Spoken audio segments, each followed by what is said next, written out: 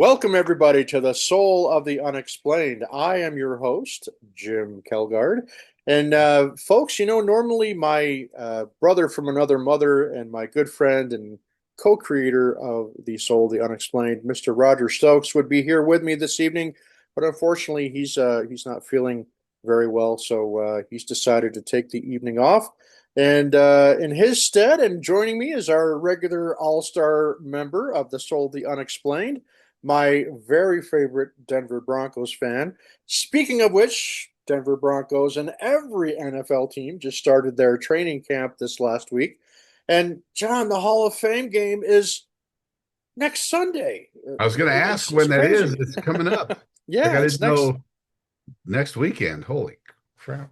That's crazy. Yeah, it really is. So, folks, please join me in welcoming Mr. John Nyberger to the Soul of the Unexplained. And tonight, John, we've got all kinds of fun stuff to talk about. We're going to talk about, of course, the most recent episode of the History Channel's hit docuseries, The Secret of Skinwalker Ranch. And we're going to talk a little bit about two particular items that have been in the news recently regarding the UAP phenomena. And we're going to have fun talking about that. And we may, who knows, we may talk about some hitchhiker stuff. We may talk about Phenomicon, or who knows where the conversation will lead us. But to get started, I thought that we'd begin with the Secret of Skinwalker Ranch. This last week, we had, I believe, the eighth episode of the season finally aired, and it's an episode that was called Swarm Weather, believe it or not. And John, as we dive into this episode, and we talked about this on our last episode, but I guess if there's one overarching theme over these last couple episodes, and really kind of for the whole season, for season six of this docuseries, it would be repeatable results. And every week, it seems that we're seeing just that. We are seeing some repeatable results. So uh, the episode begins where they're out at the mesa and they're drilling the second of two boreholes to get through the mesa so they can put some detection equipment inside the mesa to determine what on earth or elsewhere is inside the mesa. This massive 400 some odd foot long metallic, they call it a debris field. It's been called that a couple of times.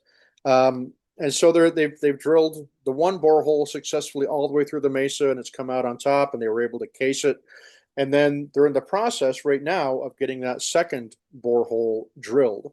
And so this episode starts right there at the drilling site in the mesa, and they go to the spoils pit, and one of the first things they find, John, is more of this what has been termed green jelly. And I thought that was really interesting. And not only was it the green jelly, but it looked like it was one of the biggest pieces of this particular substance that they found to date so far. What are your thoughts on that? Yeah. I'm dumbfounded. I don't know what in the world could it be that's that deep in the mesa in that location. Like that would be strange enough to find in other locations, but deep inside a rock, why is that there? And one thing that I wasn't sure about is why is it so wet? Like, was it wet before they pulled it out, or was that the drilling fluid that they used to to lubricate the process?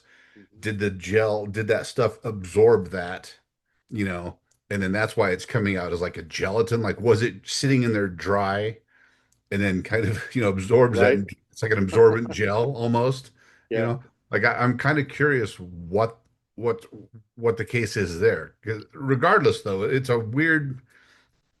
Why is it green? What what kind? Why does it have the type of material in it that it does? What did they say? It was kind of like a burned organic Yeah. material. Yeah. They said there was basically charcoal because it Hmm. was it was burned organic compound. So there was like a bit of charcoal and plant life, and not just that, aquatic plant life, which I thought now. where that comes from, folks, is season 5, where they analyze the first bit of this green jelly. They send it off to the University of Utah to have the biologists and scientists there do a proper investigation and analysis of it. And that's what came back, was that it was essentially all organic compounds, and it appeared to be from aquatic plants, which I can tell you, folks, you've probably seen there on the docuseries. Skinwalker Ranch is located in the Uinta Basin, and it's basically what they call the high desert because it's an extremely dry area. And you've seen, I mean, it's just like you see the classic pictures in the old West, the old Western movies where, got these mesas and brightly colored, shades of orangish red rock all over the place. So the fact that there's this substance, this green jelly substance that they found, is really, really it's the definition of anomalous. It shouldn't be there that No. we can make any sense of. The And not last only, time there was anything organic in touching that part of the mesa, it's a few million years ago. yeah, exactly. It's been millions of years since that was open to the air and organic material. Right. So this is where Jim is going to take the strange detour here, and complete speculation because it's fun to speculate, right? So I guess my question is, let's go back again to season 5, when that episode where they discovered the green jelly for the first time. And one of the things that happened that preceded that particular moment was they brought on retired Duchesne County Sheriff, or Duchesne County or Uinta County, one of the two. Anyway, a retired county sheriff by the name of Chris Porritt. And Chris Porritt was friends with the Myers family, which is the family that owned the ranch before Terry Sherman, and obviously before Bob Bigelow and Brandon Fugal bought the ranch. So this would have been back in the 70s or 80s or thereabouts. He didn't really, I don't believe he specified the exact time frame, but he was talking about how Mr. Myers had called him out to the ranch, and for want of a better explanation, there was wreckage of a crashed, what he called, flying saucer, a spaceship, is how he called it. Now we don't have an awful lot of uh, details about it. We know roughly how big it was. We know that it crashed through the top of that one tree, and they brought in an arborist, a tree specialist, who said, "Yeah, it does look like something about that size. What was it, like 20 some odd feet in diameter, something along that side." I just going from memory. You'll have to forgive me, folks, um, but basically, the real capper was Chris Porritt said that in the wreckage there was this green jelly-like substance that was found among the wreckage of this craft that had crashed on Skinwalker Ranch. And he then went on to say that Mr. Myers went and eventually buried the wreckage of this craft somewhere on the ranch property. And we never found out where. We don't know, any circumstances or details beyond that. So now that they found additional samples of this green jelly, because it wasn't just in this new episode we're talking about today, they also found some in a previous episode this season. So that's now 3 instances where they have found this green jelly-like substance inside of that mesa. So, pure speculation on my part, John.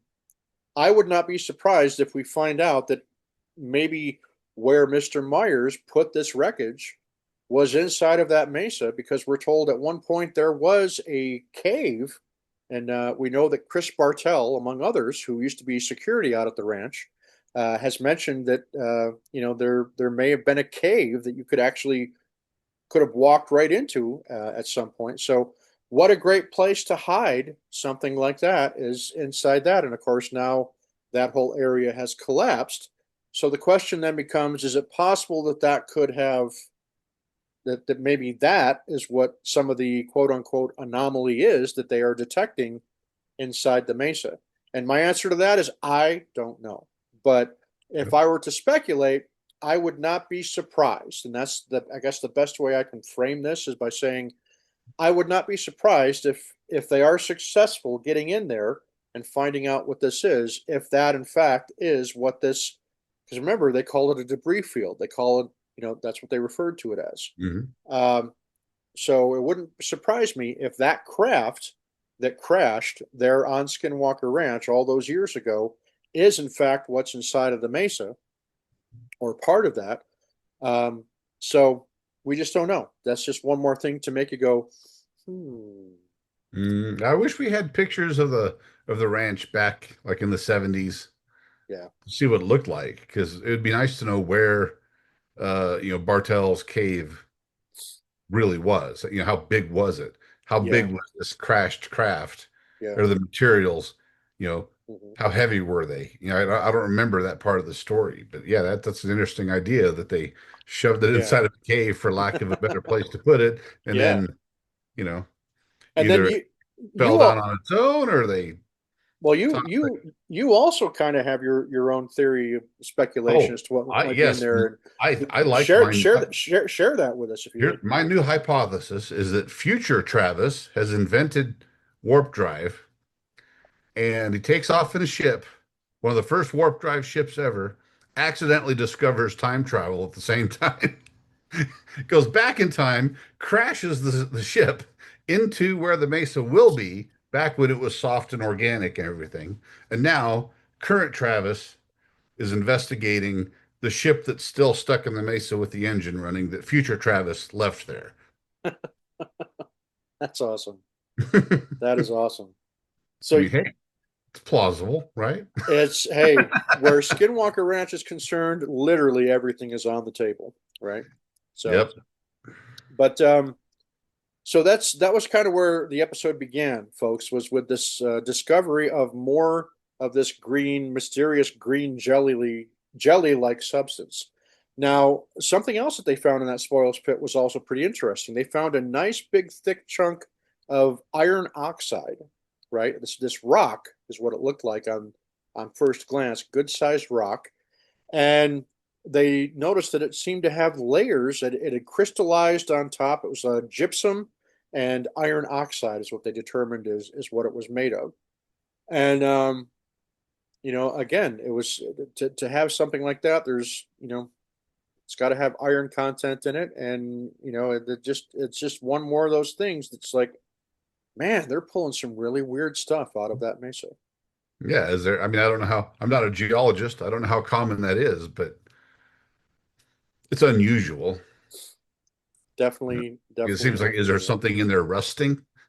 Right? Yeah, Or, you know, and or is it from some other source? I don't know. exactly, and then we also consider the fact that some of the other stuff that's been pulled out, the ceramics, right? The this material that was clearly manufactured, and that's what it comes down to, folks. Is how would something that is manufactured metal, manufactured ceramics, okay? How is something like that going to end up how many hundreds of feet inside a solid stone mesa? I mean, Self-healing so ceramic.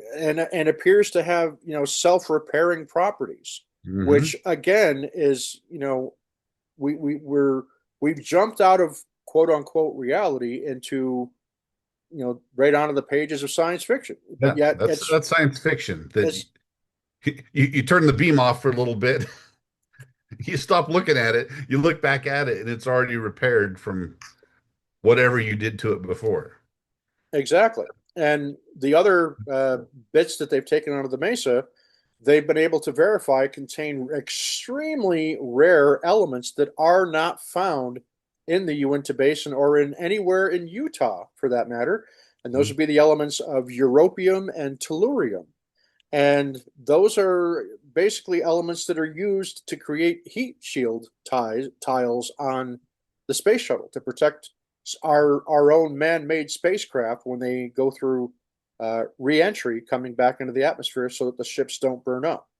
Further And evidence supporting my Travis Taylor time travel warp drive hypothesis. precisely. So so we jump from there, John, from the green jelly and the weird rock that was found in the mesa with the gypsum and the iron oxide.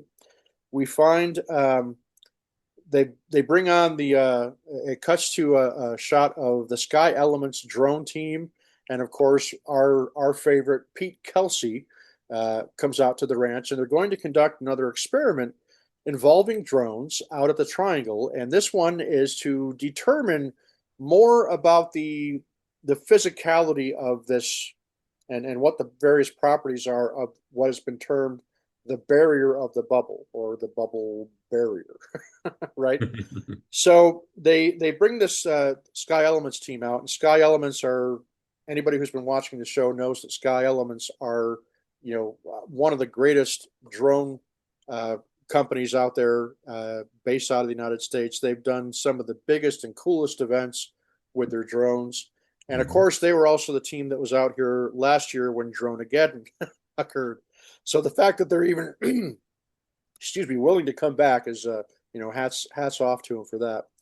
But the bubble barrier, and Travis kind of talks about this. He says that the barrier seems to corrupt GPS data from drones and prevents them from flying through what they've termed as this barrier, the outer perimeter, if you will, of this anomalous bubble.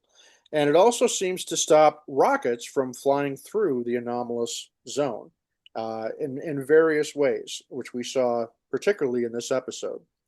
And he also calls out how, and as we saw in the last episode, the one with New Salt Laser, when they came back on the property with those glorious laser space cannons, it interfered with the lasers yet again. And we had a great conversation about, why does it always seem to be the green band of laser in the electromagnetic spectrum that gets messed with the most and all that kind of stuff. Um, so what they plan on doing is they're bringing these drones out, and there's going to be two sets of 100 drones, and uh, they're going to put one set of these 100 drones at the Triangle, and the other set of 100 drones just outside the bubble perimeter over in the east field. And so what they want to do is they want to see if both sets of drones will launch at the same time and form perfect cylinders as they're pre-programmed to do, or if the anomaly will somehow mess with these drones and the syncing with them. Now, each location, the thing that I should point out as they go through this, start this experiment, John, is that each location is set with a master clock that is synced to a GPS satellite up in orbit to ensure that they are staying in sync as much as possible. And while they're doing this, they also have Pete Kelsey and Caleb Bench are going to be running the slam scan lidar on the ground, running the terrestrial based lidar to do imaging while all the stuff going on with the drones is happening. And almost right away, John, before the experiment launches, Eric's GPS device starts reporting that it's 800 feet in the air when in fact it's still physically sitting on the ground. But yet, instantly, before they begin any aspect of the experiment, before they launch any of the drones, Eric immediately starts to get a return indicating that his GPS tracker is now 800 feet in the air. So there's the ranch saying, "Hello, boys." Right? Exactly.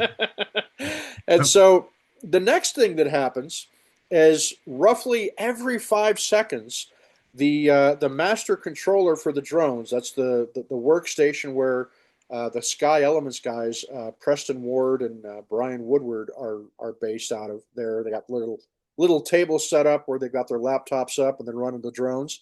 And they report that on exactly 5 second intervals, they're reporting errors with the drones syncing to that satellite clock. Their master clocks are just every 5 seconds they're getting like a little ping that says there's an error.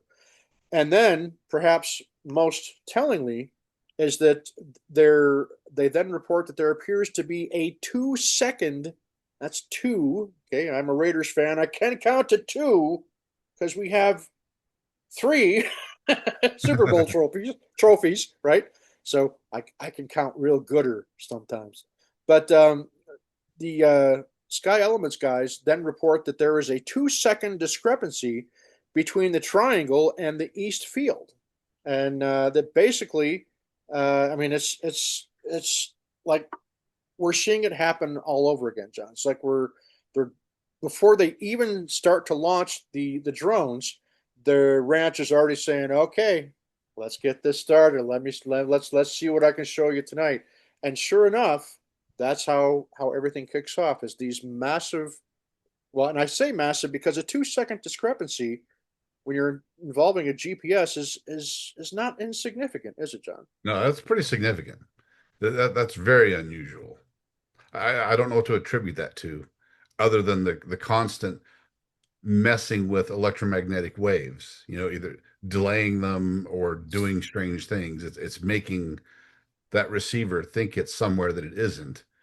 Or I don't know how the time works.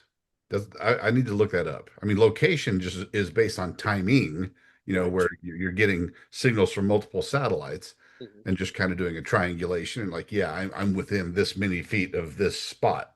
Right. I don't remember how the time works. I'd have to find out, but I don't know if that's also a timing, kind of a synchronous type of thing, or is there Yeah. data inside the signals that say, hey, yeah, this is what time it is on my clock? Mhm. I'm not sure, but either way, that's not supposed to happen, Right. We especially when they're only a few hundred feet apart. precisely. And There that's shouldn't be a difference. and again, it comes back to those repeatable results. We're Yep. seeing these time-based anomalies happen over and over and over again. And that all just has to go in the data bucket of, have we seen this before on the ranch? And the answer is a resounding yes, we have. So from there, and we're going to backtrack just a little bit because before nightfall, something interesting happened that we've never seen on the ranch before. And what I don't know is if this was just something that, if this was truly anomalous. But if you recall, there was a moment when the wind picked up, and the wind picked up so much that it started to, you know, started to make the tents that they all sit under to give themselves protection from the sun, among other things. But this wind picked up and just really it was starting to blow the tents apart, and they ended up, we could see in one instance where the it's just blowing sand and dust into their computers, and so they had to take down that all the equipment that they had set up there at the tent. And this is still in broad daylight before nightfall. But that was one thing where it was kind of, the way they edited it with Travis was like, this seems really sudden, like really out of character, out of place, for something like that to happen.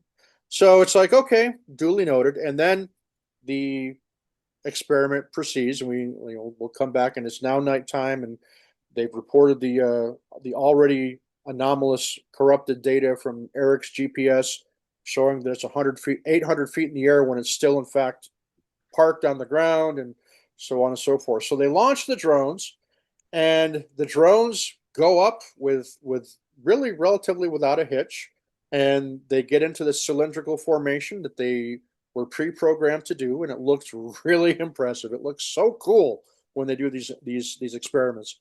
And so of course one of the things that they wanted to do was, Travis, being the guy that he is, wants to launch a rocket, right? So he goes to launch a rocket, and nothing.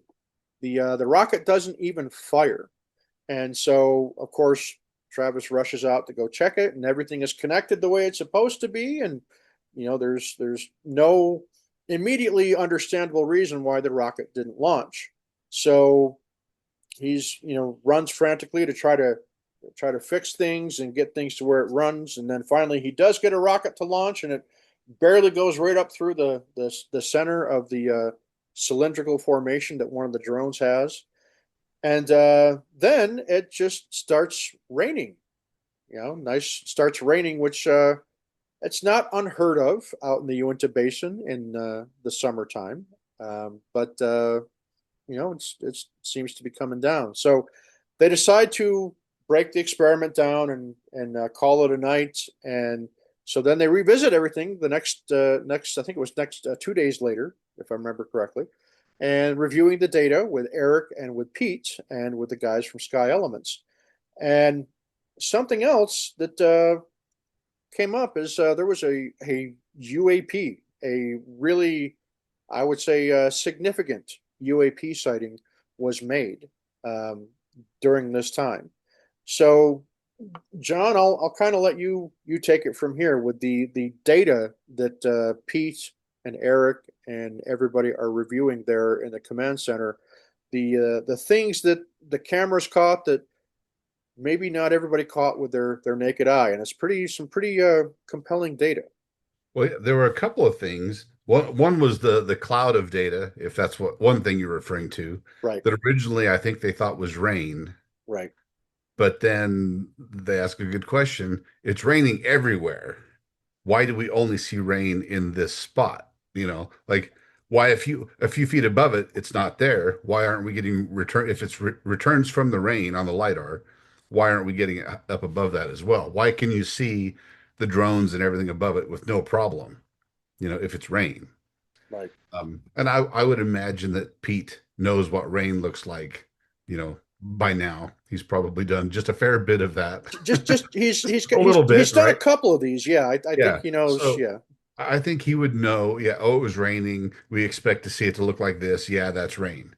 That's not kind of what happened. They're like, well, if it were rain, maybe you would expect some anomalous returns, but it would be the entire height of the lidar, if it's reach, right? Yep. The fact that it was just kind of localized toward the ground is unusual.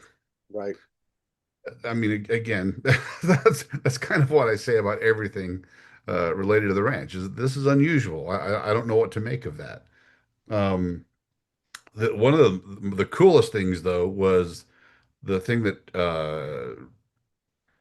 they caught on the time lapse camera that Eric pointed out. That kind of like streaking object. hmm That was really interesting because that it. I don't know what to make of that. I mean, was that a meteor? You know, Yeah. something like that we just happened to catch as it was going by and no one noticed it at the time. Because I mean, it's got whatever it is, it has some mass. It's moving really fast and it seems to be really hot. You know, hmm other than that, I don't know what to make of it. It doesn't have like a long trail, but it's stretched out. I mean, again, it's a time, a longer Well, exposure shot, so it's hard to say, but exactly. It as you said, it had structure. It appeared to have structure to it, so it was a physical object of some kind. It was moving at an extremely high rate of speed. yep. There was no sonic boom, right? So I mean, as far as we know, anyway. Um, and it was, it looked like it was, heading toward the ground. So if something big in mass, flaming on fire, crashing to the ground, I would say it's probably the Raiders' hopes for a successful season for 2025. And I'm going to take that one to the bank, folks. But no, seriously, I I have no idea what it was, and I that was another moment where it was like, holy crap! These multiple camera platforms, multiple sensor arrays that they have with the high speed cameras and with the infrared detectors. I mean, they detect so much that is missed by the naked eye, and this appears to be one such of those instances where something, um, you know, they caught a pretty compelling piece of something uh, on film, and what that Yep. is, we don't know. But to say, can we dismiss it and say it's not related to? It wasn't, triggered by the experiments they were doing. You can say that, but it doesn't necessarily make it true, right? And Right. you could also It's, take it the it's other way it's and a say, data point. It's a data point. Exactly. Yeah, we And don't know what it is, but it coincides with this other stuff we were doing. right, Maybe they'll try to figure out what it was, because you still got to know, okay, what platform were you using? Is there any way to know the distance? If you don't know the distance, you don't, right.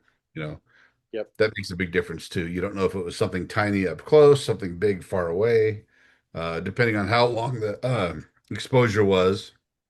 That matters. Like how often is it taking a picture? How Yeah. long is each exposure? Those sorts of questions come into play. So they'll have to do some analysis to kind of Right. get a handle on what that is. I'm very curious to see what they find out, though. Yeah, and I completely agree because it's that's ultimately what all of this is, folks. It's data. And they have to go where the data leads them. And that's what they've been doing since the beginning. And Mhm. it's kind of like if if they were to have a mission statement of any kind, it would be that to follow where the data leads them. And Yep. so far, it's been leading them to some truly, jaw-dropping, amazing places that, where they're now having to rethink a lot of things. Do we really understand physics as well as we think we do? And Yep. just, it's like, I always say it half jokingly, but the ranch always seems to have a moment where it says, "Here, hold my beer, watch this," and truly extraordinary things then appear to unfold before our very eyes.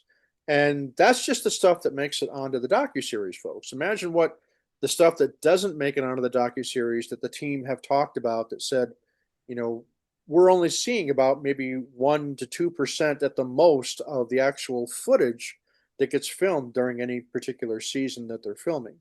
So, like right now, we can go public with it now. They've just started filming season 7 just this past week.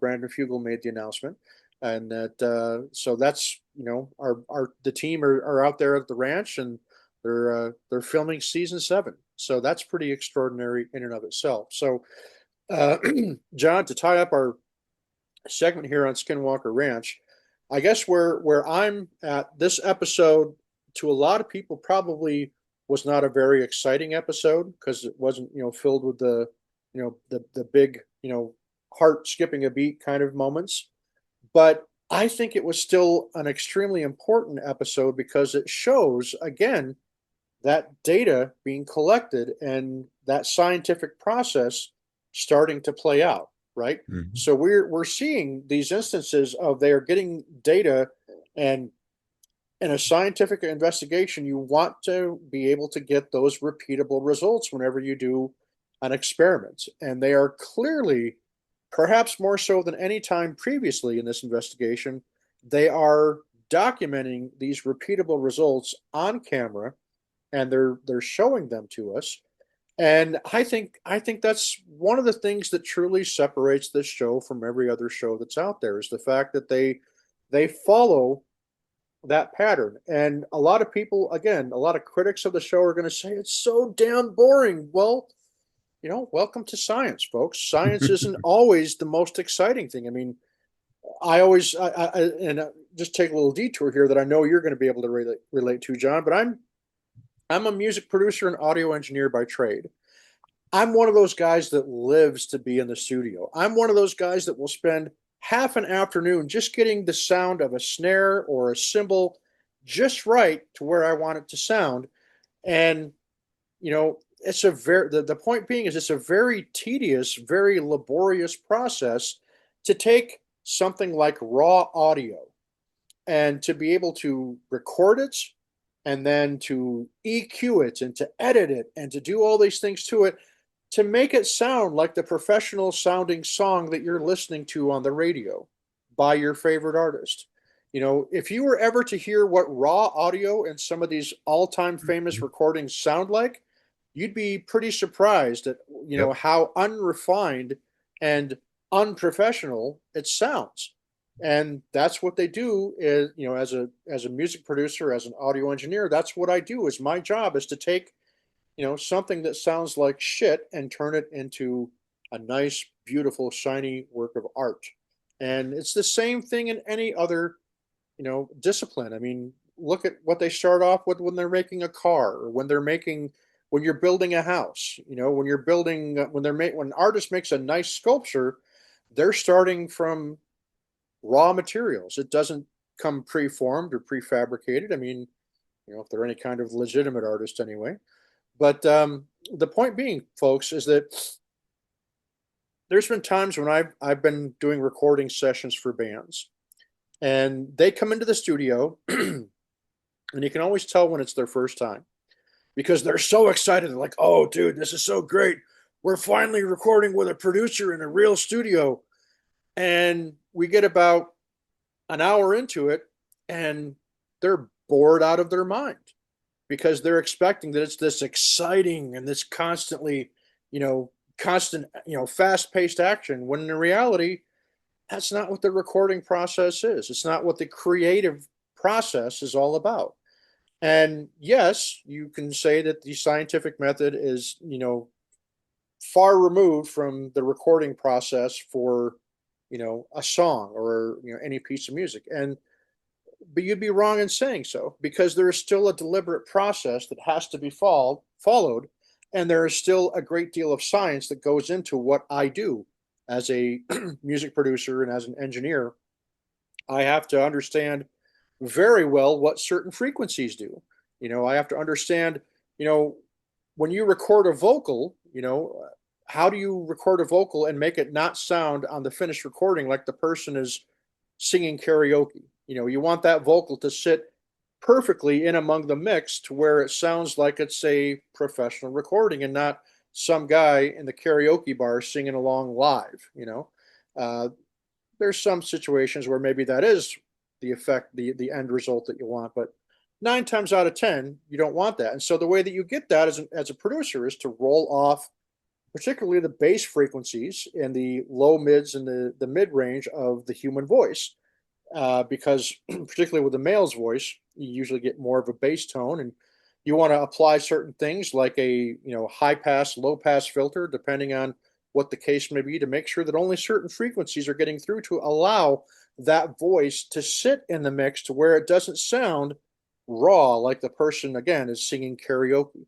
So how does this all tie back into Skinwalker Ranch? Well, again, the scientific process is a long, tedious, at times, yes, very boring process to have to observe. But it's the only way to achieve the desired result. Now, obviously, the desired result in the recording process is you want a professionally sounding, professionally produced song that sounds radio ready, that sounds, it makes all of the, you can hear all the different parts of the song going on. One part of the song isn't overpowering the other. You can hear all the various instrumental parts and the vocals and everything else just perfectly combines into this wonderful and magical listening experience. And that, folks, takes time to do it and to do it well. It's the same thing whether you're running a science experiment as opposed to doing, again, recording a song. So it's a very deliberate, a very tedious process. So for the folks that complain, oh well, not a whole lot happened in this episode. It wasn't as exciting as, say the Cone Zone episode or the Dire Wolf episodes. Well, okay, sure, I'll agree with that. We all love the stuff that makes our eyes bug out and makes us be like, whoa, did I really see that? But again, folks, this is all you have to consider playing the long game when it comes to Skinwalker Ranch because it's going to take time for this data to come out and to be verified or falsified. The various hypotheses that Eric and Travis and the team out there are formulating, they've got to be able to put them together with data that substantiates one way or the other the hypotheses that they are making out there. Mhm. So what we saw in this last episode was just that thing playing out, folks, where it takes time. It is a deliberate process. It's a boring and slower than molasses in January sometimes. And that's not at all meant to be a slight against Eric or Travis or anybody. If anything, it means that they're doing their job the way that it's supposed to be done. And that's just it, folks. It's the long game you have to be invested in if you really genuinely want to know what's happening with Skinwalker Ranch. And it's the little episodes like this where it's more about the science and more about the trial and error. That's where the real excitement comes from. And I'm just grateful that we get episodes like this. Because even though, yeah, they may not be as exciting as some of the other ones, but they are still, you've got to look at the bigger picture, folks. What are your thoughts? No, I agree. It wasn't a big wow episode, but it still had really interesting things. Like the 2 second time difference. You've got the UAP in the time lapse photo. You've got the strange anomalies in the lidar data again, which look different than any other anomaly they've had. They've had some pretty strange anomalies. This is like a new one, Mm-hmm. as far as I can tell, which I think is interesting in and of itself. They've seen certain other anomalies multiple times, and it's just like, well, okay, each time they see something different, like the one with the where the rocket launched and only the smoke trail was Mm-hmm. shifted over in the lidar. How is that possible? That's a new one. Right. Where everything in the lidar frame of view is looks normal except the smoke trail is 10 yards over from where it's supposed to be. Well, now it's throwing a new one. It's like, okay, well, this time I'm going to put in a cloud of stuff, that you can't peer into. It's like maybe there was other Right. stuff interesting in there and now it's been, disguised. Who knows? Who knows what that is? But this is Yep. all stuff that they have to figure out. I don't think they even know enough to make a hypothesis yet. Every time they're still just in the data collection phase. I Mm-hmm. can't remember who said it, and I'm going to paraphrase it because I can't remember who said it or exactly how they said it. But they said something. It might have been Brandon. He said we're lucky to have a documented TV show this or a TV show that's documenting this investigation because we can see it unfolding. If you had given this to a PhD candidate, and funded some investigation, like it would be years before you'd hear anything because they would have to be out there collecting their data for years.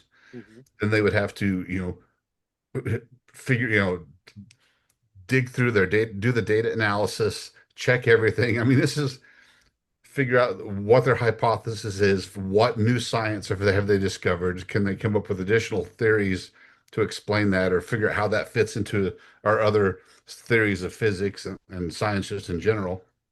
All of that has to be done and has to be checked and rechecked and triple checked, and then they're going to write a thesis about it, that takes 3 years to write. So 10 years down the road you get a document like, here's what I found, but in that interim you get zero.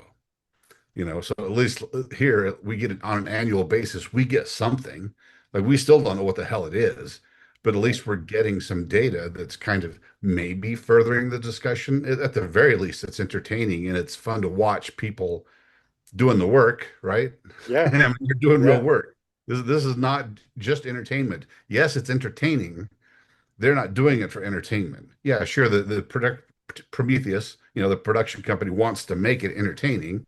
They're in the business of selling entertaining things. But the guys on the ranch are not doing this for entertainment purposes. They don't care about entertainment. They're Categorically trying to not. figure No. out what the hell this is. Yep. Absolutely. Very, very well said. It's that's what it comes down to, folks. It's this these scientific episodes that aren't as exciting, they are every bit as crucial to the overall investigation and preserving the integrity. And that's and let's just point that out, John. The fact that they do these things where these episodes maybe aren't as exciting as some of the other ones shows that they are, to me anyway, that's just is preserving the integrity, the fact that this really is a scientific investigation, a Mhm. legitimate, science-based, data-driven um, investigation. And these boring, tedious episodes are living proof of that. Mhm. And again, folks, imagine what ended up on the cutting room floor. You think you're bored now? Imagine what Right. it's like for Yeah. those poor folks that have to do the. I mean, there's, Yep. we talk about how cool it would be to see, blooper reels, which I would love to see that, by the way. For reals would be But like 100 hours of Travis cussing. yeah. And, but it's again, it's you just have to look at it from a bigger angle. It's going to take time. And Hmm. look at where we are here in season 6 versus when we started in season 1. How much more have we seen leading up to this point in time right now that in season 1, how much of that stuff that's happened since season 1 was not on your bingo card, John, as far as stuff that you never thought you would see. And we have seen not once, not twice, but multiple times, you know, Hmm. and stuff that, again, the way we understand science and physics right now just should not be possible. But yet we see there it is happening right in front of us. So, Yeah, and I think they need to go back, and they probably are looking back at stuff that they saw in the initial seasons and completely reevaluating what they saw in light of what they know now. mhm. Because back then, I mean, I can't remember who said it. We've come a long way. Back in the original episodes, you've got, coffee cans and tri-field meters, Right? and triangulation, and Yeah. they've significantly upped their technology that they're bringing to bear on this problem. Yep. They're still detecting the same, even the tri-field data in the coffee can experiment Hmm. detected the first true anomaly. Yep. They're triangulating the source of this thing, and they're like, wait a second, that's up in the sky. Like that's radiating from a point. I don't remember what they originally found was couple thousand feet above the ranch.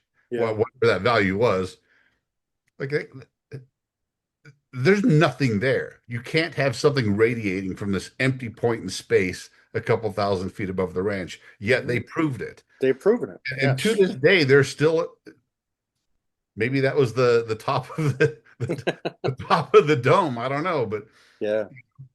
Yep. Absolutely.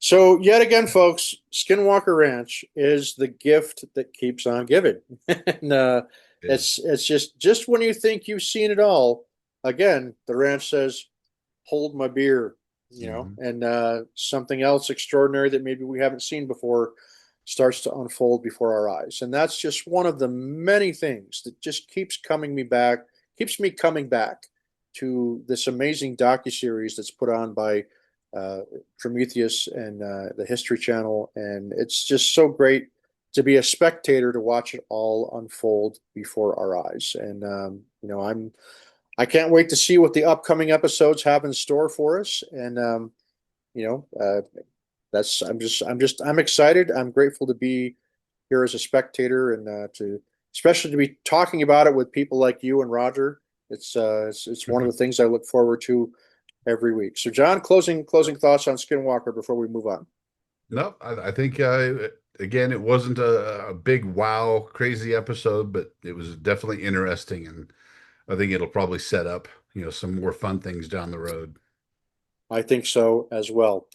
So we've got two other topics to cover before we wrap everything up here, John. And one of them is somebody that is kind of interesting. You actually reached out to me last weekend, if I'm not mistaken, or at least earlier this Hmm. last week, about this gentleman in Sweden who had posted a video on X, who has been working with Dr. Beatriz Villarroel and about some amazing discoveries that they've made.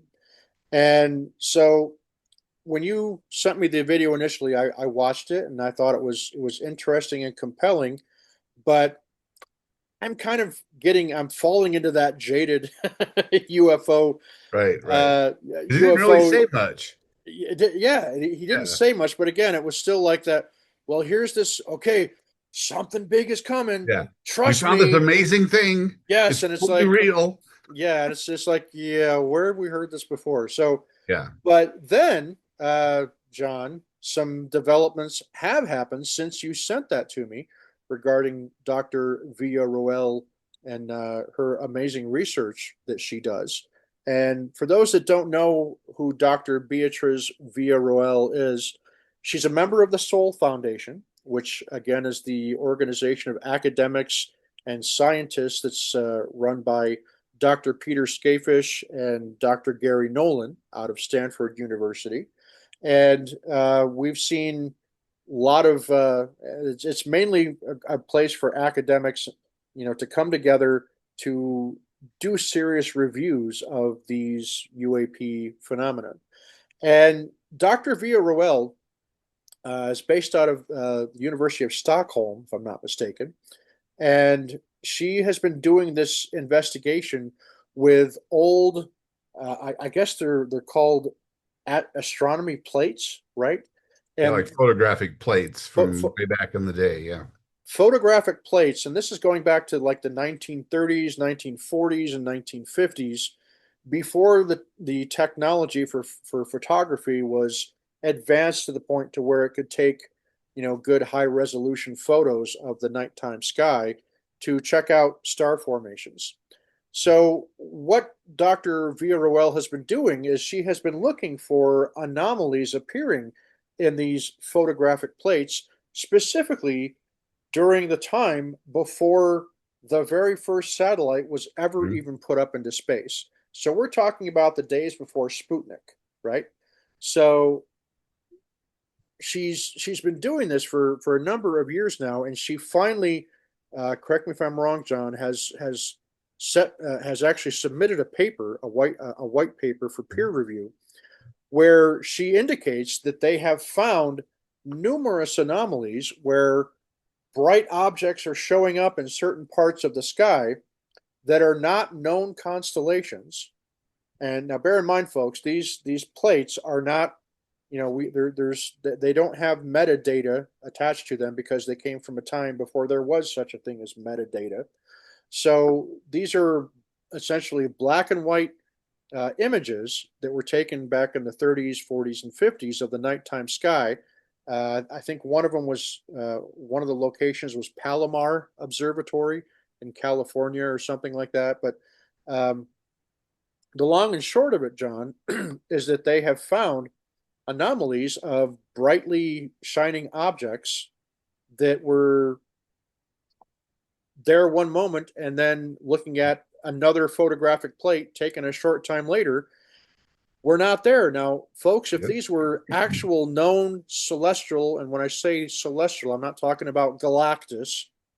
Sorry, showing my Marvel comic geekiness there. But we're talking about stars, okay? These objects in the nighttime sky that should be there, constellations, okay?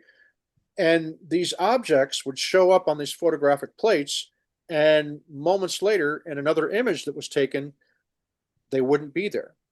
So again, this was before the day and age of satellites or anything else that would have been up in orbit, like we have now, where there's a whole mess of stuff flying around in orbit above the Earth, and so she's finally starting to come forward and showing the data and showing, with as much transparency as she's allowed to, how she's actually arrived at this conclusion of indicating that, you know, and here was the capper, John. 1952. Those of you that are UFO historians or enthusiasts will remember what happened in July of 1952. There was a major UFO flap over Washington, D.C. that went on for a number of days. And it's well reported on. In fact, it was significant enough that the military actually had to do press conferences and basically, put people's fears to rest, saying, "Oh, it's nothing to worry about, folks." Where have we heard that before, right? But she found information that correlates when those objects were being seen in Washington, D.C., in the sky over Washington, D.C., and some of these photographic plates that she found. So I'm not doing a great job of articulating it, and you might be able to do better, John. But basically, she has found very compelling data and evidence that indicates that there was, in fact, clearly what appears to be some kind of unknown objects that were in the skies in the 1930s, 1940s, and 1950s that should not have been there if they were man-made, Earth-based technology. And I guess that's the big thing. So is she coming flat out and saying that they were extraterrestrial or aliens? No, she's not, because she can't qualify a statement like that. But still, again, folks, this is that little bit of evidence that's coming out that is showing that there really is something there that merits further and closer investigation. John, Yep. your thoughts from you on that? Yeah, I mean, really, she's doing change detection, on a sequence of plates that are looking at the same area of the sky. And if I remember right, she actually talked about this at SCU last year. I She sure forgot did. about that until just now, but She sure did. um, Yep. so that would have been while her investigation and analysis was still ongoing, probably. But yeah, it's just change detection. You have a plate, you have some stars, you wait a little while, you take another, image of the same section of sky, and you look to see if anything's changed. And depending on the interval between those two images, probably not a lot has changed because you're looking at stars. If you're looking at a planet, if a planet shows up, it will have moved because the planets are pretty close, relatively speaking. The stars aren't going to move much unless you wait a very long time. But they're seeing, on one, you'll see a dot right here. On the next one, it's gone.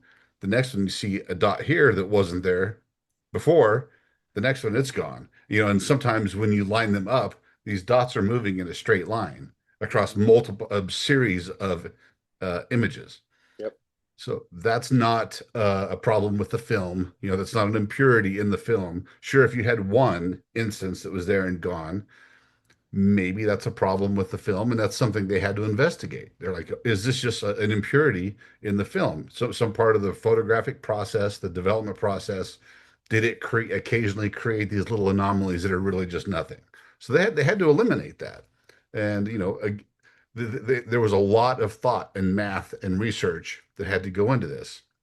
And I think they have essentially ruled out mathematically that this is those sorts of things. So like, okay, Right. we've eliminated the mundane causes that we can think of. And since this is prior to satellites being in space, they're not our satellites. We Right. No one had launched them yet. We didn't And have that they're capability. also not aircraft. They're not Exactly. they're not jet airplanes because there weren't jet Correct. airplanes Yep. really in the sky at that use Yep. in the sky being used in those days in the 30s and 40s, right? So Yep. they weren't any other, again, prosaic or known potential cause for these bright lights showing in the sky. So yeah, excellent point. Yeah.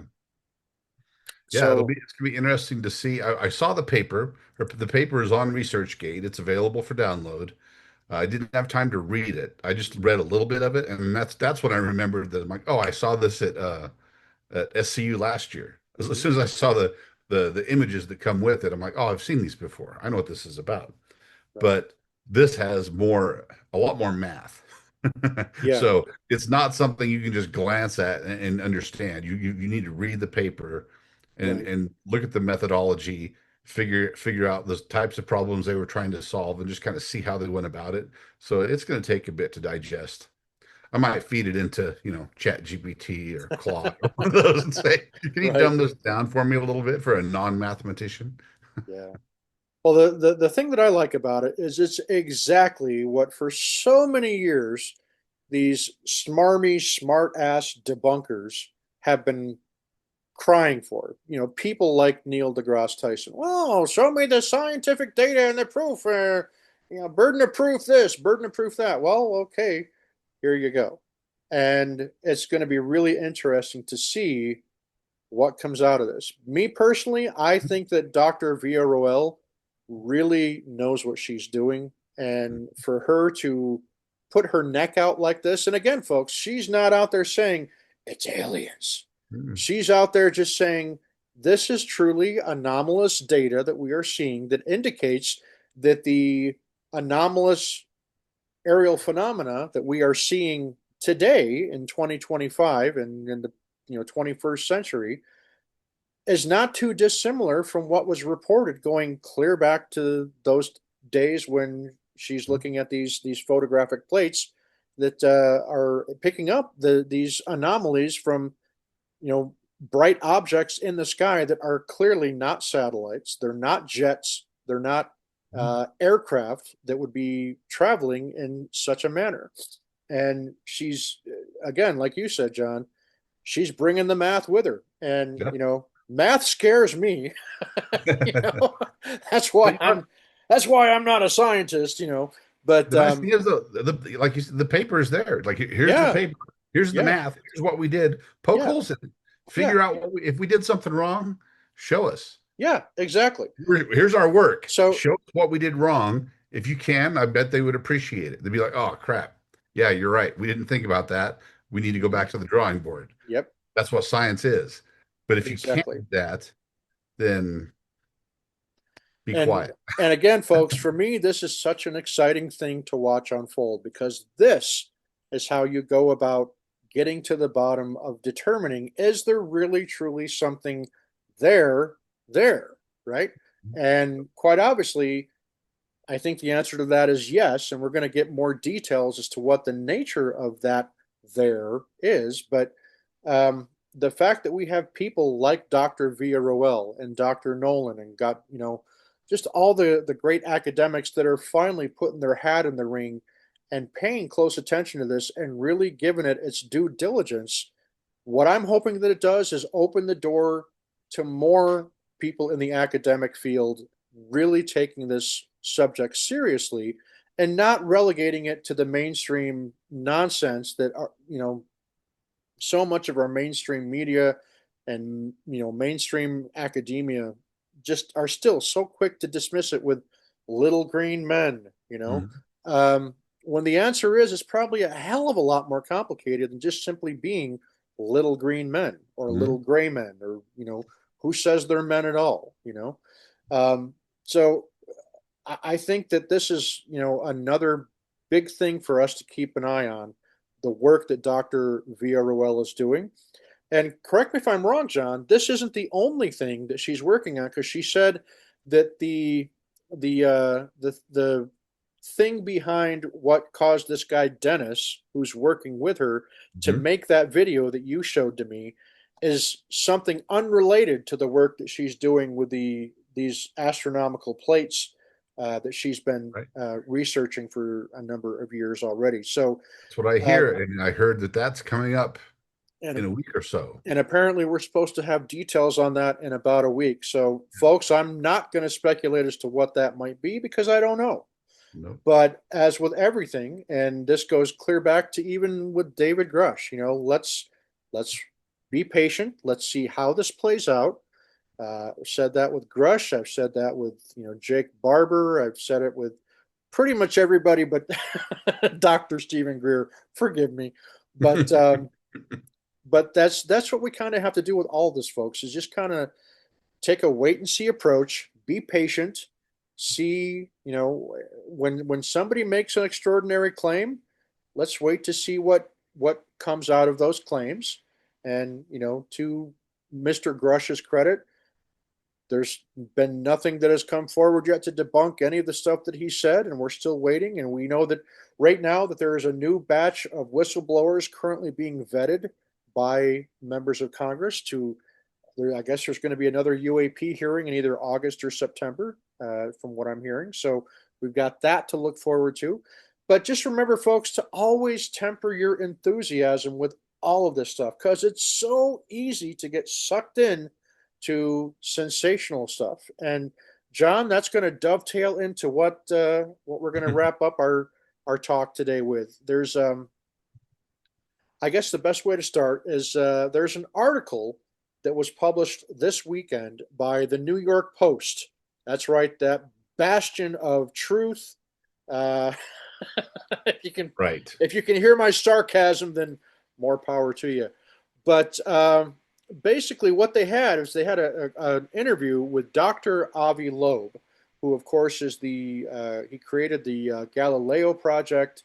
He's a well-known and well-respected um, professor at Harvard University, and they had him.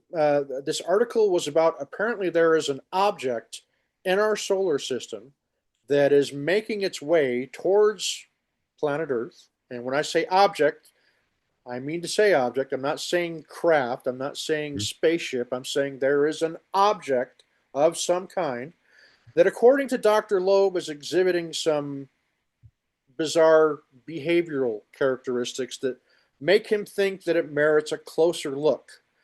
And somehow, John, that is generally, no, I'm paraphrasing, right?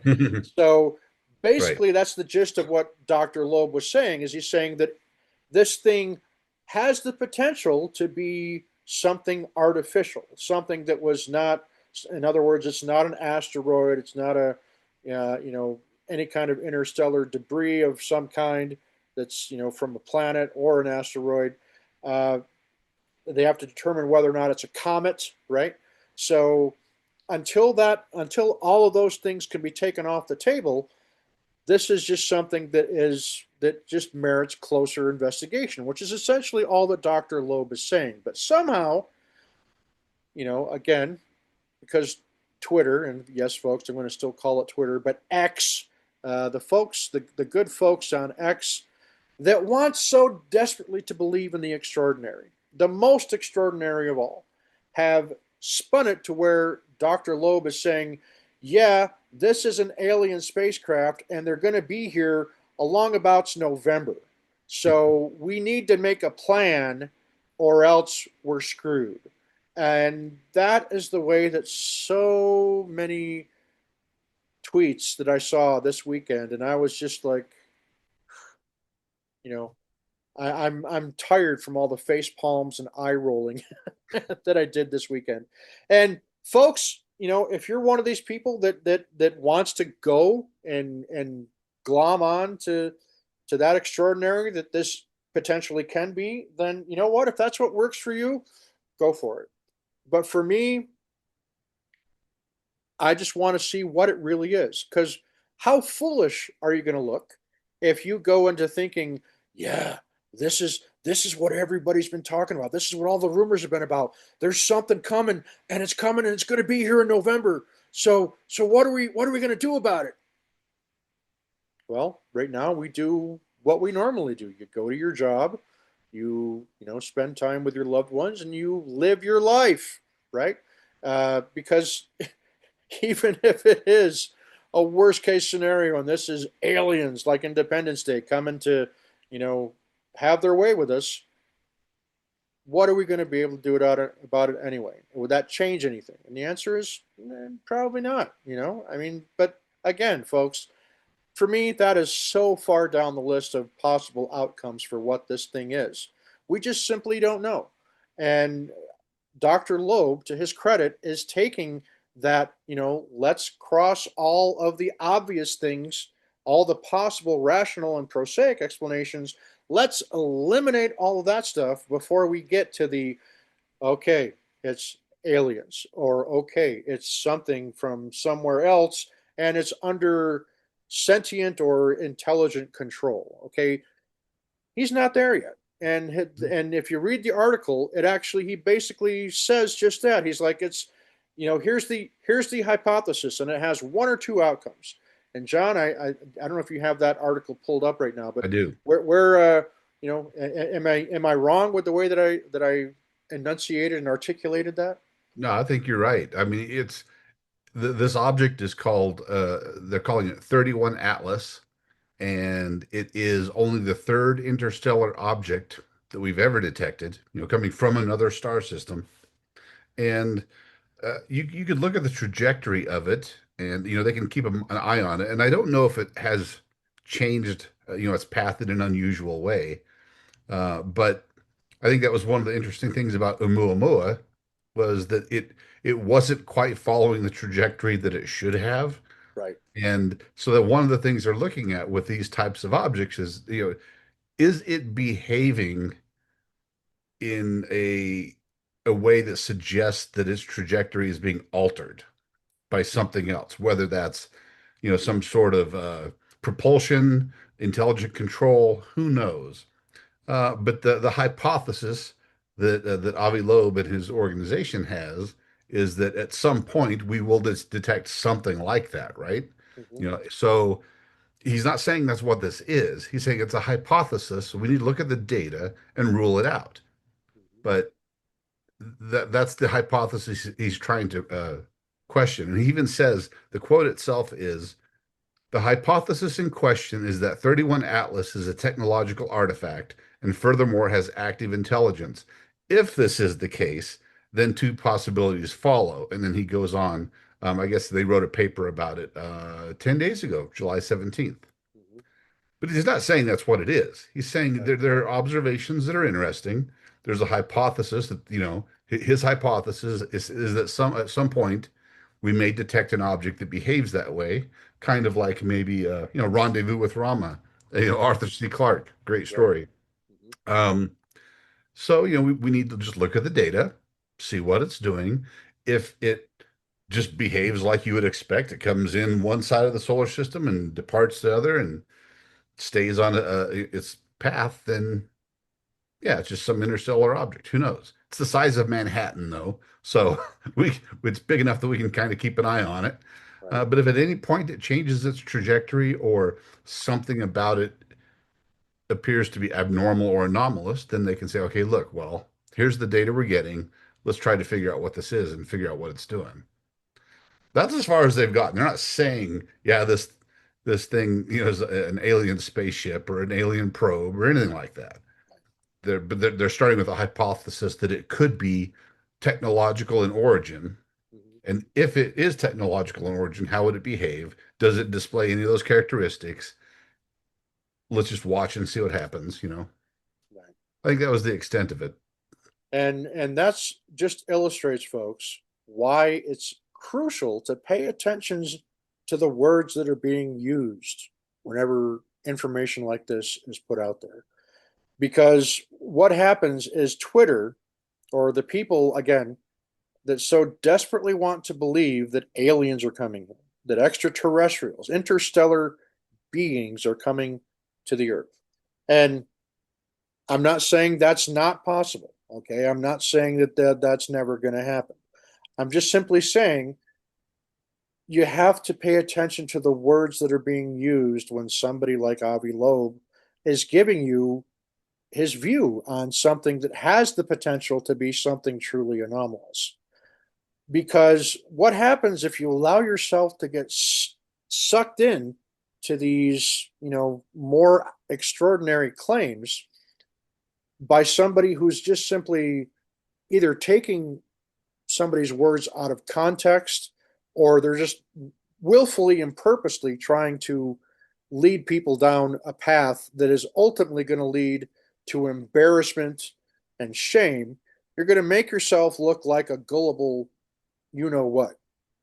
So, Well, folks, a greater. Oh, sorry. Go ahead. so I was just going Uh, to say, folks, yeah. safeguard yourself against putting yourself in those kind of situations Yep. by doing your own homework. Okay. Mhm. Just because the New York Post or some other person on X or Facebook or Instagram or wherever puts out this extraordinary claim saying Harvard astronomer says that there's an alien spacecraft on its way and it's going to be here in November and we better prepare for it. If you actually read the article, that's not at all what he says. But some people, they bank on the fact that people are only going to read a headline and run from there and say, okay, well, no, no, this guy on Twitter, he's usually believable. Yeah, there's a lot of people on Twitter that are believable some of the time, right? I mean, Yep. and that's you find that anywhere in life. So, folks, all that I'm saying, really do your homework and find out exactly what this individual said. Because in a case, when as soon as I saw this, as soon as I saw my Twitter feed being blown up by all these people saying, oh, Avi Loeb said it. Look at what he said. And it's like, okay, well, all right, naturally, I'm going to go take a look. And the more I looked at it, the more it was like, but that's not at all what he said. And I mean, Yeah.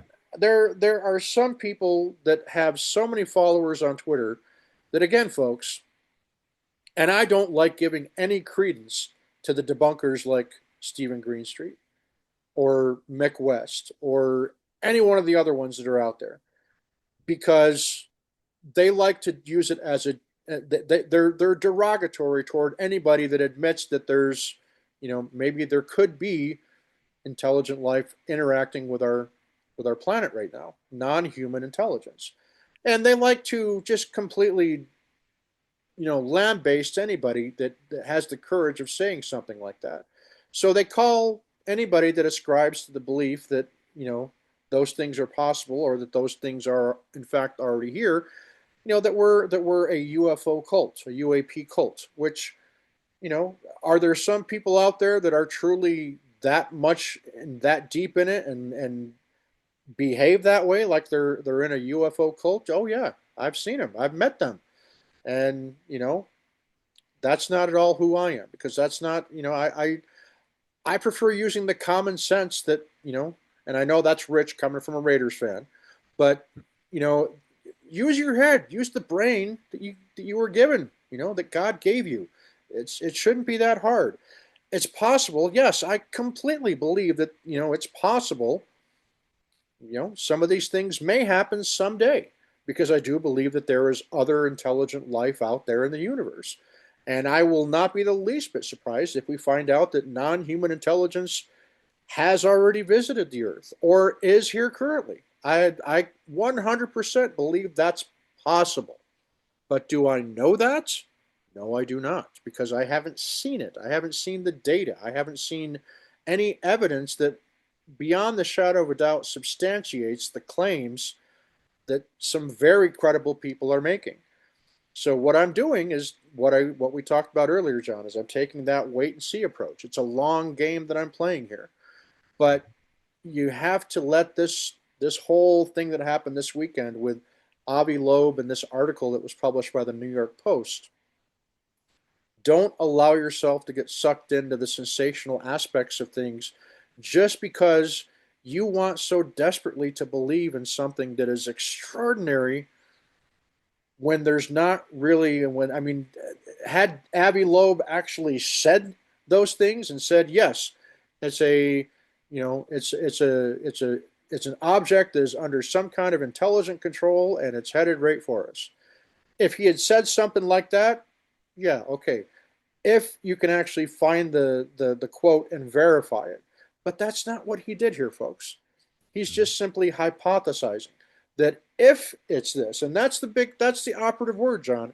If, big capital letters, IF, if. So again, folks, temper your enthusiasm. You have to, because if you don't, it's real easy to get led down this path that's going to lead to embarrassment, and that applies to really almost anything in life, but particularly this subject that John and Roger and I are all passionate about, this UAP topic, because we believe there is something there. We believe there is something extraordinary to these claims, but we have to wait and see what comes of all of these extraordinary claims. And that's that for me, John. That's what it comes down to. I found the article to be very interesting, but kind of sad, because you watch how Twitter turned that article into, oh, aliens are on their way and they're going to be here in November. Well, that's convenient because it's election time, right? Midterm elections, right? So I don't know. What are your thoughts on it, John? I think a better, more generalized piece of advice would be don't read the New York Post. It's bullshit. It's not even real journalism. It's total bullshit. I mean, look at the sorts of people they hire and the type of crap they talk about. I mean, Stephen Greenstreet, right?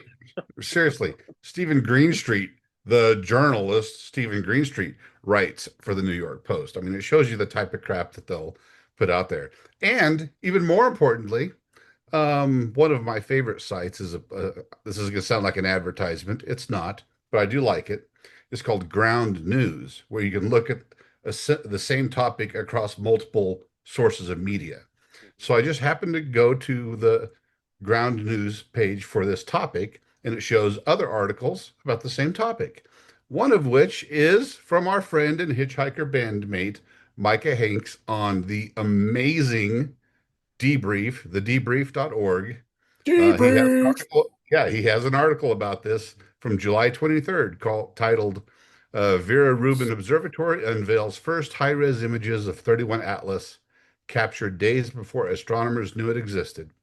Mhm. And you get a much more balanced article from Brother Micah than you would ever get from any of the crap over at the New York Post. So yeah, don't read the New York Post.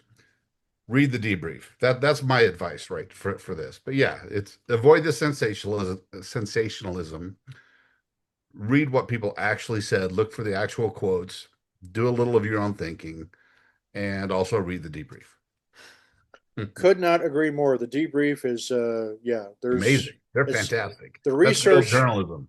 That's real, authentic journalism. And I felt that way before I ever met Mr. Micah Hanks. Yep, I Because agree. the first time I met Micah was it was last July or last August was the first time that I actually got to meet Micah and Caleb. And but I was a big fan of the debrief at least 2 years, I want to say, before I ever met Micah Hanks. And there's a lot of people in Washington D.C. that get their news, particularly their science-based stuff, Mhm. comes from the team there at the debrief. Yeah. So excellent Superb. point, John. Superb. And just so you know, folks, John and I didn't beforehand say, hey, let's promote Micah's debrief in this thing because he's No, our no. bandmate and Mike is stuff. not paying us No, much at all for that. no. In fact, Just kidding. Micah Just kidding, hardly Mike. ever responds to my text message. You No, know he does. why? No, he Because did. he's Well, so damn busy because working I'm on Jim stories. Kelgard. That's why. No, because they're always working on news articles. No, Micah's great, and Micah did actually respond to my last text message in the that we were talking about today. We were talking about The Fifth Element, that great sci-fi Right, movie, The right. Fifth Element. So yeah, no, Micah, we think the world of Micah, Yep. but to your point, John, yes. While I'm not as un, forwardly unflattering toward the New York Post, I will agree that you should get your news from multiple sources because you Yes. always want to fact check. Yep. Because even the mainstream media, ABC, NBC, CBS, CNN, they all will spin an article in one direction or the other. Yep. Quite obviously, Fox, you're going to get it spun one direction, You and know you what? I watch. want to say something real quick on that topic. Again, I'm going to sound like an advertisement for ground news, and this is not. But one of the things I love about them is you can get a browser plugin. So I'm saying this for everyone's benefit. You can get a browser plugin, and it looks at the types of articles you've been reading, and it can tell if you've been reading mostly like left-leaning stuff. It will show you. It has a section called blind spot. And if you click on that, it will show you articles from other perspectives that you might be missing because you tend not to read those sources. Mhm. Love that because then you can just, with a click of a button, I can go read a whole bunch of topics that I've probably already heard about, but from perspectives that I wouldn't normally read.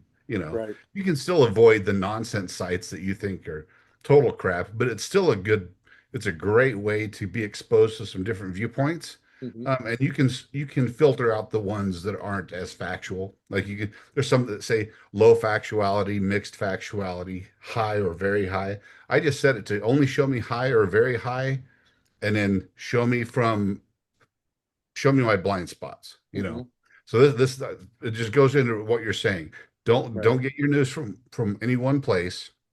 Try to get a wide variety of sources Yep. because they're all going to present it a slightly different way. Hmm. Very few of them are neutral. Again, the debrief. I hate to blow sunshine up Micah's skirt, but they really are one And of he the does look good in a skirt, yeah, I'm sure. he would look amazing in a skirt. Uh, but that's some of the most neutral journalism I found is they tend to just present the facts. They don't Right. tell you what to think about it. Hmm. And most journalism is not that way these days. There's always an opinion component. Right. And it's important. Get Hmm. your news from different sources, try to expose yourself to different perspectives, and then just kind of make up, try to use your brain a little bit and then make up your own mind. But avoid the sensational stuff. Yes, absolutely. And John, that's this little detour we're taking on where you source your news from. You know, I'll use myself as an example. As I think I've talked about in the past, folks, I was raised in a traditional conservative Republican household. And, for me growing up, that was the only ideology that I was really exposed to. The way that my parents, they were conservative Republicans, and so that's the way that's how they raised me, was with those values. And then, as tends to happen, I go to college and I get exposed to different things, and I began to understand that, not all Democrats are evil. And guess what? Democrats and liberals, a lot of them want the same exact things that my mom and dad are driving for. The difference is they just take a slightly different path to get to that end goal. And what I learned ultimately, and it's why I declare myself as an independent, because I came from a state like New York that is a super majority of liberal Democrats and a lot of progressive Democrats when you get into the big metropolitan areas like New York City and Buffalo and whatnot. And I've lived in Utah for over 30 years now, which is a super majority of conservative Republicans. And what I learned is that when you live in one type of those environments, there's not a whole lot of you don't you either everything you get, like in New York, everything was skewed to the Democrat and liberal viewpoint. And here in Utah, a lot of stuff is it's gotten a lot better recently, but it's skewed to that conservative Republican slant. Now, I'm not saying that one is inherently wrong Right. over the other, But because here's the reality, folks. There are people that I would die for that are Democrats, that are about as liberal gets, because I know they're good people, they're honest people, they are moral people. But here's the other thing, folks. I also know people that are dyed in the wool conservative Republicans that are also really good people that would give you the shirt off their back. And the thing is, folks, is there's this philosophy that has entered our public discourse in the last 20 years or so, that if you're not part of my tribe, if you're not part of the Democrat tribe, or not part of the Republican tribe, then you're the bad guy. And I must treat you accordingly, that you are the enemy. And the reality, folks, is nothing could be further from the truth. yep. When you allow yourself to believe that only your side has the truth and only your side knows what's right and what's wrong, the chances are you are part of the problem, because not everybody that is across the aisle from you, ideologically or otherwise, is your enemy. And we have to stop viewing each other that way. And that's why I'm an independent, because I got sick of the way Democrats did things. I tell people the reason I'm not Democrat is because I was born and raised in New York. And the reason I'm not Republican is I've lived in Utah for the last 30 some odd years. So I've realized that there is good and bad in both mainstream parties. And so I just, as John was saying, I do my best to do my homework. And trust me, folks, when it comes particularly to politics, I do my homework really well. And I don't talk about who I vote for or even the issues that I vote for. There are some issues that are very near and dear to my heart, and there are some hot button issues that, quite frankly, I don't care, because they're not as important to me as other issues are. And I think all of us are like that. But yeah, definitely what I started doing when I made that determination that I was going to just declare myself an independent and do it that way, I've been a lot happier. My blood pressure went down significantly. Okay. Uh, and so it's because, again, folks, we've allowed ourselves to become so tribalistic about everything.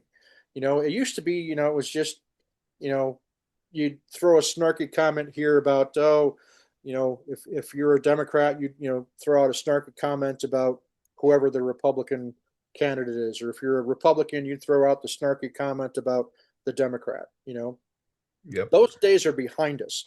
Now it's like, okay, he's a Democrat, so he's automatically a criminal. He automatically endorses, open borders and all kinds of stuff like this. Or, oh, he's a Republican, so he hates gay people. He doesn't respect women. And folks, that's bullshit. Don't get drawn into those kind of ideologies, because that's not the way reality is. And I'm not saying that they aren't, because yes, those kind of people are out there on both sides. And you'll know it because they're usually the ones that are letting you know that's how they feel. And when you encounter people like that, just do what I do. Just, smile and move on, you know. Yep. Uh, but it's the same way in the UFO community, folks. You're going to have people that are just nothing you say or do will convince them that it's anything other than extraterrestrials. And that's the only solution to what all of this is, that it is the little green men or the little gray men or the, whatever. And, you know, as I've said before on many of our podcasts, yes, I think that's one possibility, but just one. It's not the, answer, and I don't think it's the most likely necessarily. I think that there's a lot more complexity involved as to what all these strange huh, phenomena, phenomena,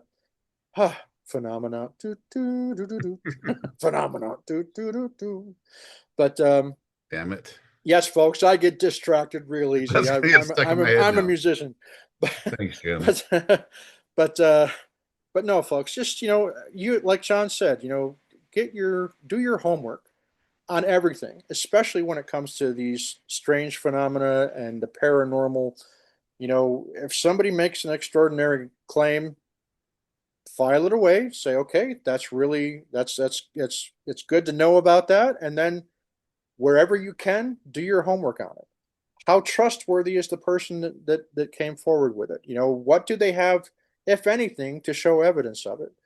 And again, that's why this field is so fraught with difficulty in getting to the bottom of that, because a lot of these things happen in instances where there is no corroborating evidence or proof or even corroborating witnesses sometimes, right? Like with the shadow being encounters and things like that. So again, folks, just be smart about it and do your homework, do your research, and don't let your emotions ever cloud your judgment. And that's one of the hardest things. Trust me, I'm a New Yorker. We're emotional by nature, and it's hard not to get riled up at some things, particularly when it's something that you're passionate about. So again, whether it's the UAP stuff, the Bigfoot, any of that stuff, just try to use the Skinwalker Ranch team as a good example and just allow yourself to be led by wherever the data leads you. And that's what I'm trying to do. And I'm finding that it's real easy now to spot when people are just trying to, manufacture a hoax or trying to lead people down a rabbit hole that they shouldn't be going because it was fabricated out of nonsense to begin with. Because imagine, folks, and John, we'll close with this. Think of all the people that are out there that again, they are really passionately interested in the UAP phenomena. But let's say that they aren't as studious about it as you or I or a lot of our subscribers are.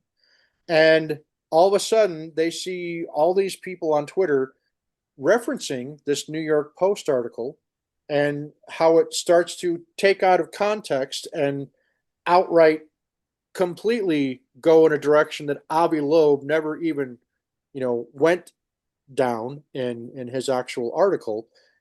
And now all of a sudden they're seeing, well, okay, Avi Loeb, I know that all the people that I respect, they all admire and respect Avi Loeb. And he's, if anybody's going to know these things, it's going to be him. So, wow, we're actually going to be visited by an alien spacecraft in November. Wow. I mean, Hmm. and folks, just for the record, I had two people contact me just in the last 24 hours that basically said that same thing. And why? Because they didn't do their homework. They were so excited because they're like, I don't know if I should be scared. I don't know what to do. Should I start stocking up on stuff? Should I go out and buy a gun? And it's like, whoa, whoa, step off the gas, hit the brakes, pump those brakes, buddy. Because you see, folks, again, unfortunately, and I say unfortunately, and I don't mean it to be derogatory. And please, and it's my fault for maybe not articulating this as well as I should. But if you are somebody that wants so desperately to believe in these things, again, there's nothing wrong with that. That's great. But just make sure that you're doing your homework, because there are, unfortunately, people that are out there that are in the business to deceive you.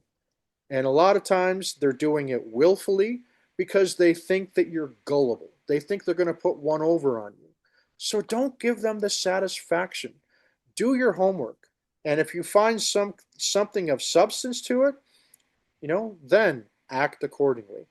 But with this particular one, folks, John and I, we just kind of wanted to put this out there as an example of how quickly something can be taken out of context and spun in a completely different direction that, never should have been put in that direction, because that's not at all what the interviewee was trying to get across. And if you read Dr. Loeb's actual words, it's very logical and very sensible, the approach that he's taking.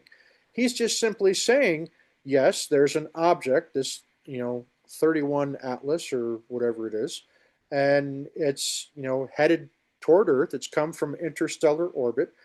And John articulated it perfectly by saying, if it follows the path that we expect it to, then yeah, nothing to see here, folks. But if it doesn't, and we are going to be watching in case it doesn't, then here are the possibilities of what it might be if it deviates from its expected trajectory and its expected course that it's currently on. And that's really what it comes down to, folks.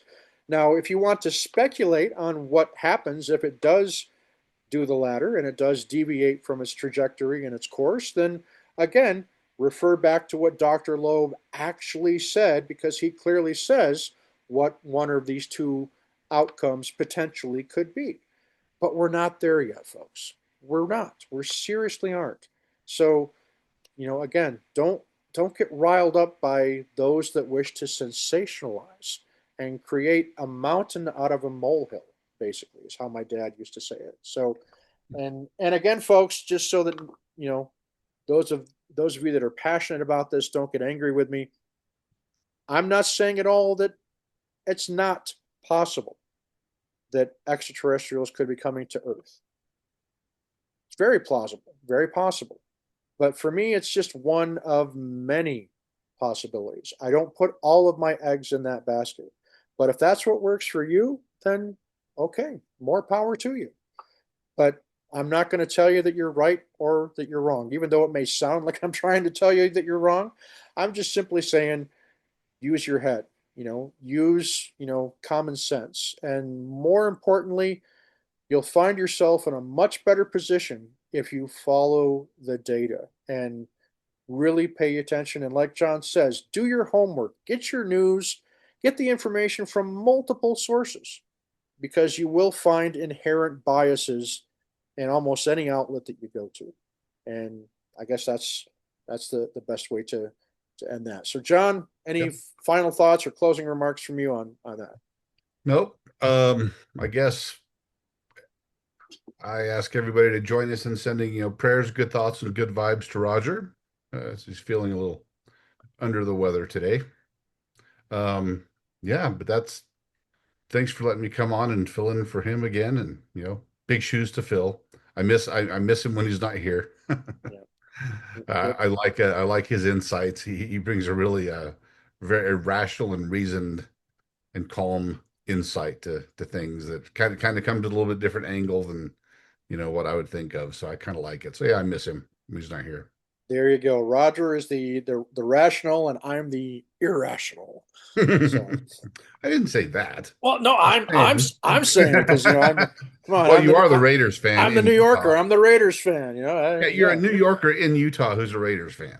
yeah. Don't ask me how that That's one happened. of the least rational things I've ever heard of. So Oh, good heavens. Well, folks, just in closing, I want to thank all of you for tuning in today. Thank you for being here, John. Thank you for filling in for Roger, and just want to add my amen to what John said regarding Roger. We send Roger our best wishes and our thoughts and our prayers for a speedy recovery, and hope that Roger can join us this next week when we do our next episode of The Soul of the Unexplained. And would just like to encourage everybody, a reminder and a shout out to my good buddy Jeff Freeman of the J Free 906 podcast. And again, I have to show off this wonderful mug that Linda and Jan, who work with Jeff on the Oak Island and the Skinwalker Ranch stuff there that Jeff does with his J Free 906 podcast. I love this mug. It keeps my drinks nice and cold. And I got to give another massive tip of the hat to Linda and Jan for that. But folks, check out Jeff Freeman's podcast right here on YouTube. It's on the J Free 906 podcast. And again, that's JF as in Frank REE 906. It's his channel here on YouTube. He covers the Curse of Oak Island and the Secret of Skinwalker Ranch and a whole bunch of other great stuff, including treasure hunting. And Jeff is just, he's, in my eyes, he's the gold standard when it comes to podcasting. He's an awesome guy. We love him dearly. And we also think very highly of Linda. And of course, got to give a big shout out to Mike Owen, because right now we're in that time of year where Jeff is doing recaps on the Secret of Skinwalker Ranch. And Mike Owen is an engineer in his daily life. That's his day job. And so it's nice to have Mike on to kind of explain a bit of the science that we see unfolding around what we see happening on the Secret of Skinwalker Ranch. So Jeff does those recaps every Wednesday with Mike, and sometimes he's even able to get some of the team members from Skinwalker Ranch to join him and give us an even deeper perspective of what he does and what they do on the docuseries. So folks, again, please show Jeff some love. Check out his channel. Check out his podcasts. And if you like what you see in here, hit that subscribe button for Jeff and give him the thumbs up. And I got to tell you, folks, his chats that he does every Wednesday, it's a live broadcast, and the live chat is one of the liveliest and most fun. So join us there. I'm usually there every Wednesday, and John checks in sometimes, so he's there too. And you never know who's going to show up. Quite often Eric Bard does jump in the chat while Jeff is on doing a live broadcast. So, but definitely worth your time to check that out. And speaking of subscribing and smashing that like button, if you liked what you saw and heard here on this episode of The Soul of the Unexplained, please hit that subscribe button down there somewhere, wherever it happens to be, and give us the thumbs up, because we like getting that thumbs up. And let us know what you think. And I know some of you would probably like to, instead of giving us a thumbs up, you'd like to give us the finger up. But hopefully, hopefully that's the exception than the rule when it comes to the stuff that Roger and John and I have to talk about. But truly, folks, thank you for tuning in today, and feel free to leave us a comment. And John and I and Roger will be back next week. And I do have some news. I have talked with Bridget Lake from Phenomicon. And we'll just do a quick bit about Phenomicon, John. Phenomicon is coming up in just about a month away. Mm-hmm. And just this last week, they announced that I can never pronounce his last name right, but Giorgio, the guy with the hair, right, from Ancient Aliens, it's aliens and cough syrup, right? So that's that he's now been added to the roster of people that are coming to present at Phenomicon. So I'm excited for that. Looking forward to maybe getting to shake his hand and say hello to him. But Phenomicon is it's going to sell out, folks. I've heard rumors that they've got just a short number of tickets left before Phenomicon 2025 is completely sold out. So if you want to learn more about Phenomicon, then go to phenomicon.net, and you'll find out everything you need to know there, including there's a band that's going to be playing on the closing night of Phenomicon that features Dr. Travis Taylor and Mr. Jay Stratton, Mr. Micah Hanks, Caleb Hanks, and the greatest bass player to have ever graced a stage at Phenomicon, the man, the myth, the legend, Mr. John Nyberger, and some really weird big guy that wears a cowboy hat that plays the greatest keyboard player to have ever crossed the stage at Phenomicon. That's right. Those statements are true. And Roger Stokes, the greatest bartender for the band that's ever played at Phenomicon. We will all be there, folks, and we're looking forward to meeting so many of you that are subscribers that are going to be going to Phenomicon 2025, which again takes place in Vernal, Utah, between September 3rd through September 6th, I think it is the last day is September 6th. Something like that. I But don't remember. I guarantee you, folks, it's going to be one heck of a good time, and we'd love to see you there. So we are going to be doing an episode coming up in August where Bridget Lake, the one of the organizers of Phenomicon, is going to be joining us. And John, of course, we'd love to have you there for that. And so we'll be talking about what's coming up at Phenomicon, do an in-depth deep dive on Phenomicon and coming up in August. And we're going to do our long-promised episode about shadow beings. And I've got a couple people I'm looking forward to talking to and bringing on that have had their own experiences with shadow beings.